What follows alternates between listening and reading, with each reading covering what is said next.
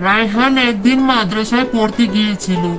সেখানে তার হুজুর তাকে একটি দোয়া শিখিয়েছিল, খাবারের আগে কি দোয়া পড়তে হয়। রায়হান সেটা শিখে বাসায় আনন্দে ফিরতে লাগলো। বাসায় গিয়ে বোনকে বলল, বোন, আমি আজ একটি খুব সুন্দর দোয়া শিখেছি। সে বলল, কি দোয়া? আমাকে শেখাও একটু, আমিও শিখতে চাই। রায়হান বলল, খাওয়ার আগে একটি দোয়া পড়ে খাবার খেতে হয়। তখন বোনকে সে শিখালো, বোনও দোয়াটি ধীরে ধীরে শিখে ফেললো। এরপর তার খাবার খাওয়ার সময় তার মা পাশে ছিল। সে বলল, মা, আমি একটি দোয়া জানি। সেই দোয়াটিও সে এখানে মাকে বলল। মা শুনে বলল, রায়হান, আমি অনেক খুশি তুমি যে দোয়াটি শিখতে পেরেছো। রায়হানও খুব আনন্দ পেল, ফাহমিদাও খুব আনন্দ উপভোগ করলো।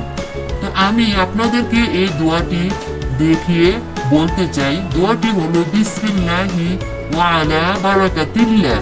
খাবারের শুরুতে এই দোয়াটি পড়তে হয়। রায়হান ও ফাহমিদার গল্প ভালো লাগলে লাইক, শেয়ার এবং সাবস্ক্রাইব করতে ভুলবেন না।